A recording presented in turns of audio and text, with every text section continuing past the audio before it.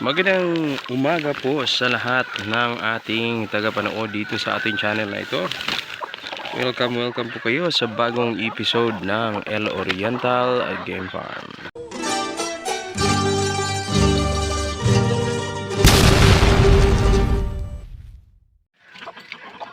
Una pong papakainin natin yung ating mga hinahanda dito ang dalawa.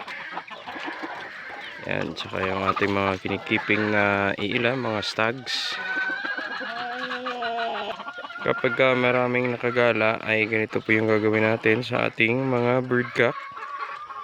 Kailangan ilagay po sa scratch pen at dyan papakainin sa loob para walang kain na iba sa pagkain niya.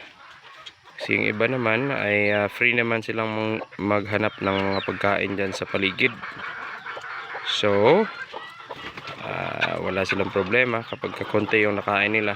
Pero ito ay andyan lang sila palagi naka-cord. So kailangan talaga nilang pakainin dyan sa loob ng scratch pen. Yan ang ating Oriental Black. Makain na siya dyan. So na makakapasok.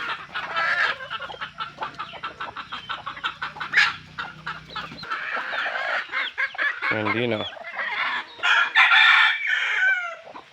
Konting tiyagat paraan lang para ma-maintain natin yung katawan ng ating mga bird cock kahit maraming nakagala. Yan, malapit ng mga stayan si Gold. Yan o.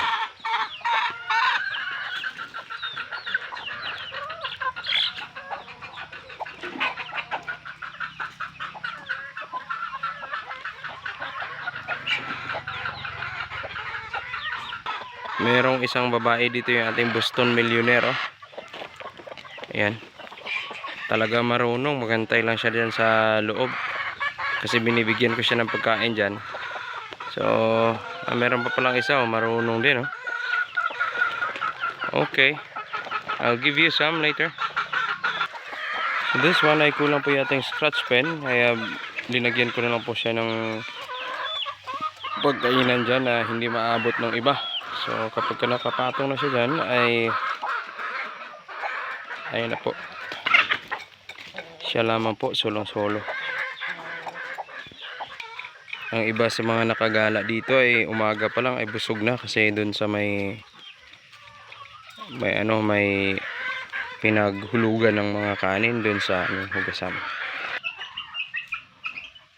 Yan ang ating mga sisiyo na ilan lamang nung una, kaya binitawan natin itong mga babae kasi kukunti yung mga napisa. And so try to strike back after some failures that has been happening. And so healthy naman sila kahit kukunti. 6 to silang lahat. Meron tayong early bird na 3, merong local na 3. Sa dami-dami ng inahan natin, pero okay lang. So just make a little adjustment para makuha natin yung gusto natin. Ito ang ating native ay namisa na nga pala. This is by the way an ACL. This is an ACL hen. Pero yung pinakasta ng ating tagapakain dito ay native. Sabi ko yung mga game fowl na lang ay yung mga hybrid na lang. Para kahit paano kung gusto niyang maglaban-laban dito sa mga hackbite ay taas pa rin yung dugo. Pero okay lang ito, pangkatay pa rin ito. And so very natural yung kanilang paglimlim. So the next season, next time nila ay yung ating mga nakacord na hybrid game fowls na yung kakasta sa kanila. So it would be an upgrade of the blood. Para ang ganda naman yung ACL Oriental over Texas chicken. But this is native blooded for now. Okay lang. This may pasisiw tayong nagawa ng kahit pakonti-konti. So hanggang dito na lang po muna tayo. Kayod naman tayo habang hindi pa po sumisikat ang araw upang talagang umaga pa lang ay meron na tayong panalo sa buhay. Ayan, sa mga hindi pa nakapag-subscribe ay please subscribe na po sa ating channel para kayo po bilang suporta na lang po dito sa ating channel. Salamat po sa mga mag-subscribe pa dyan, sa mga silent viewers. Maraming salamat po. At sa ating mga nakasubscribe na, thank you so much. Ayan. Shoutout po sa lahat ng ating mga magmamanok na nagbablog din.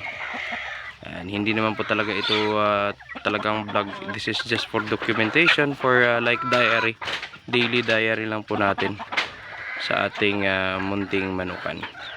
Alright, thank you so much po. Hanggang dito na lang. Peace out.